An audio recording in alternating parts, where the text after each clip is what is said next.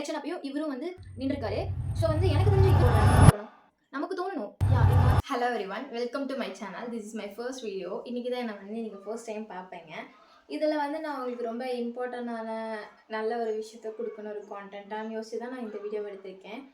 நம்ம லைஃப்பில் ரொம்ப இம்பார்ட்டண்டான டிசிஷன் வந்து நம்ம நாளைக்கு எடுக்க போகிறோம். முக்கிய செய்தி: தமிழ்நாட்டிற்கு ஏப்ரல் 23ஆம் தேதி வாக்குப்பதிவு என்ற அறிவிப்பு வெளியாகி இருக்கிறது. இப்போ நம்ம தேர்ந்தெடுக்க போகிறவர் ஒரு சிஎம் தலைவராக இல்லாமல் நம்ம லைஃப்பை ரூல் பண்ணுற ஒரு இன்ஃப்ளூயன்ஸ் பண்ணுறவரை தான் நம்ம தேர்ந்தெடுக்க போகிறோம் அப்படின்னு நான் யோசிக்கிறேன். நீங்கள் என்ன யோசிக்கிறீங்க அப்படின்றத வந்து கமெண்ட் செக்ஷனில் சொல்லுங்கள்.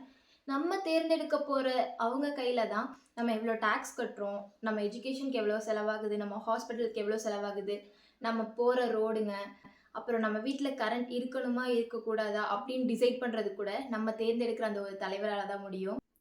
இப்போ தமிழ்நாட்டில் 234 கான்ஸ்டியூஷன்ஸ் இருக்குது. இதில் சுமார் 5.7 crore மெம்பர்ஸ் நம்ம நாளைக்கு ஓட் போட போகிறோம்.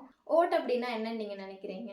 எனக்கு இவங்களை பிடிச்சிருக்கு அதனால் நான் ஓட் போடுறேன், இல்லை இவங்க வந்துட்டு எனக்கு ஃப்ரீயாக லேப்டாப் கொடுத்தாங்க இதுக்கு முன்னாடி அதனால் நான் இவங்களுக்கு ஓட் போடுறேன், இல்லை இப்போ கட்சியில் இருக்காங்க இவங்களே இருந்துட்டு போட்டுமே அதனால் நான் இவங்களுக்கு ஓட் போடுறேன், இல்லை நல்லா பேசுகிறாங்க இவங்களுக்கு ஓட் போடலாம் அப்படின்னு சொல்லிட்டு போடுறதெல்லாம் ஓட் கிடையாது. இந்த ஒரே நாளில் முடிஞ்சிட போகிறதும் இல்லை. என்ன நாளைக்கு போகிறேன் என்னோட இஷ்டத்துக்கு போயிட்டு ஓட் போடுறேன் வரேன், இது இல்லைங்க ஓட்டு. ஓட் அப்படின்னா என்ன அப்படின்னா ஒரு நாளைக்கு போடுறதோட முடியாது. அடுத்த 5 வருஷத்துக்கு நம்ம தலையெழுத்தே எழுத போகிறது அந்த ஒரு நபர் தான். நம்ம யாருக்கு ஓட்டு போட போகிறோமோ அந்த ஒரு நபர். ஸோ வந்து நம்ம நார்மலாக யோசிச்சு பாருங்க, ஒரு பொருளை வாங்குகிறோம், அந்த பொருளை எவ்வளோ குவான்டிட்டி இருக்குது, எவ்வளோ காசு வருது அப்படின்லாம் பார்த்து தானே வாங்குவோம். நார்மலாக கம்மி காசுக்கு வாங்கினா நல்லா இருக்காது, அதை வந்து நம்ம சாப்பிட போகிறோம். பட் வந்துட்டு ஒரு எக்ஸ்பெரிமெண்ட் டேட் எவ்வளோ வரைக்கும் இருக்கும்? ஒரு 2 மாதம். பட் அதையே நம்ம அவ்வளோ இது பண்ணி தேர்ந்தெடுக்க போகிறது. ஏன் ஓட்டை மட்டும் நம்ம காசு கொடுத்தாங்க போடுறேன், இல்லை சொன்னாங்க போடுறேன், எனக்கு பிடிச்சிருக்கு போடுறேன் அப்படின்னு போடணும்? நமக்கு தோணணும், இவங்க வந்தால் கரெக்டாக இருக்கும், இவங்களுக்கு ஓட் போடலாம், இவங்க வந்தால் நம்ம நாட்டை நல்லா பார்த்துப்பாங்க அப்படின்னு உங்களுக்கு யாரை தோணுதோ அவங்களுக்கு ஓட் போடுங்க.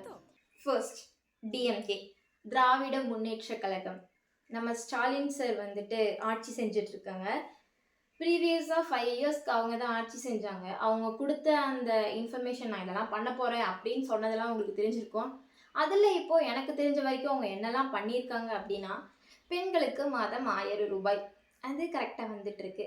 அப்புறம் ஃப்ரீ பஸ் விடுறேன் கேர்ள்ஸ்க்கு அப்படின்னு, உமன்ஸ்க்கு அப்படின்னு சொல்லியிருந்தாங்க, அதுவும் பண்ணிட்டு இருக்காங்க. காலை உணவு திட்டம், பிரேக்ஃபாஸ்ட் வந்து கவர்மெண்ட் ஸ்கூல்லலாம் கொடுத்துட்டு தான் இருக்காங்க. நீட்டை வந்து கேன்சல் பண்ணுறேன்னு சொன்னாங்க, அதை பட் பண்ணலை. அதுக்கான முயற்சி கொஞ்சம் எடுத்தாங்க. ஆனால் அது வந்து ஸ்டேட் கவர்மெண்ட் இந்த மாதிரி எல்லா கவர்மெண்ட்டும் வந்துட்டு அப்ரூவல் பண்ணணும் அப்படின்றதுனாலயா இல்லை என்னன்னு தெரியல, அது வந்து இப்போ வரைக்கும் ரத்து செய்யலை. ஸோ வந்து இதெல்லாம் வந்து ஒரு பெண்டிங் கேஸாக இருக்குது, பெண்டிங்காக இதெல்லாம் வந்து இன்னும் பண்ணாமலே இருக்குது. இப்போது அவர் ஆட்சிக்கு வந்தால் 8000 ரூபா கூப்பன் தரேன், 2500 ரூபாவா மாற்றுறேன் அப்படின்லாம் வந்து சொல்லியிருக்காங்க. இப்போது நமக்கு ஃப்ரீ லேப்டாப்லாம் வந்து கொடுத்துட்டு இருந்தாங்க எல்லாருக்கும் எலிஜிபிலிட்டி பார்த்து. அப்படியும் எல்லாருக்குமே கொடுத்து முடிச்சாங்களா அப்படின்னா இல்லை, ஒருவேளை இது இந்த எலெக்ஷனுக்காக கூட பண்ணியிருக்கலாம். ஆல் இண்டியா அண்ணா திராவிட கட்சி ப்ரீவியஸாக வந்துட்டு நம்மளை ஆட்சி செஞ்சுட்டு இருந்தாங்க. இதுக்கு முன்னாடி ஜெயலலிதா அம்மா வந்து இந்த பார்ட்டியில் இருந்தாங்க. அவங்க இருந்த வரைக்குமே வந்து ரொம்பவும் நல்லா தான் இருந்துச்சு. இப்போது நம்ம எடப்பாடி ஐயா இருக்காங்க. இவங்க என்னெல்லாம் பண்ணியிருக்காங்க அப்படின்றத நம்ம பார்க்கலாம். உணவு திட்டம், அம்மா உணவு திட்டம், அது இப்போ வரைக்கும் வந்து ரூலிங்கில் இருக்குது. அது வந்து ரொம்ப சந்தோஷமாக இருக்குது. ஏன் அப்படின்னா சாப்பிட ரொம்ப காசு இல்லை, அப்படி ரொம்ப எக்ஸ்பென்ஸ் பண்ண முடியல அப்படின்றவங்களுக்கு அதில் போய் சாப்பிட முடியுது அப்படின்றப்போ அது ரொம்ப திருப்தியாக இருக்குது. அப்புறம் ஹெல்த் இன்சூரன்ஸ் கொடுத்தாங்க, அது இப்போ வரைக்கும் நடைமுறையில் இருக்கா அப்படின்றது தெரியலை. பட் வந்து ஹெல்த் இன்சூரன்ஸ் அப்படின்ற அந்த ஒரு திட்டத்தை அவங்க கொண்டு வந்தாங்க. Next free laptop and cycle இதெல்லாம் வந்து கொடுத்தாங்க. ஆனால் இந்த போன வருஷம் வந்துட்டு ஃப்ரீ லேப்டாப் அப்படின்றதெல்லாம் வந்து நமக்கு கிடச்சிச்சா அப்படின்றது கேள்வி தான். ஏன்னா முடிஞ்சு போனவங்களுக்கு கொடுத்தாங்க, முன்னாடி இருக்கவங்க கொடுக்கல, அந்த மாதிரியான ரிப்போர்ட்ஸ்லாம் நிறைய ஃபேஸ் பண்ணுறோம். நெக்ஸ்ட் 3வது பார்ட்டி ஆன்டிகே, நான் தமிழர் கட்சி. இவர் வந்து ரிலீஜனலாக ஐடியாலஜியாலாம் வந்து பேசுவார். யூத்தாக இருக்கிறவங்க எல்லாருக்குமே இவரை ரொம்ப பிடிச்சிருக்கும் அப்படின்றது தான் வந்து உலக நடைமுறையில் பேசிகிட்டு இருக்காங்க, நான் சொல்லலை, நார்மலாக யாராவது தான் சொல்லிட்டு இருக்காங்க.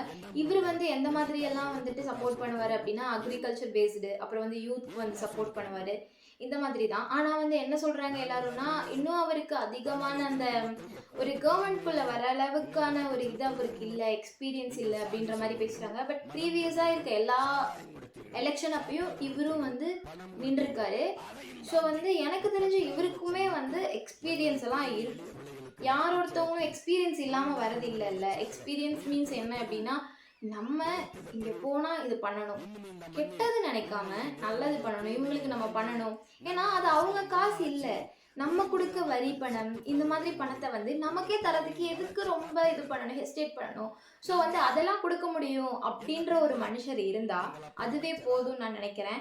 இது வந்து இந்த 4 பேர்ல யார்கிட்ட இருக்கும் அப்படின்றதெல்லாம் வந்து உங்க தனிப்பட்ட விருப்பம். உங்களுக்கு யார தோணுது அப்படின்றதெல்லாம் வந்து அவங்கவங்களுக்கு தோன்றது தான்.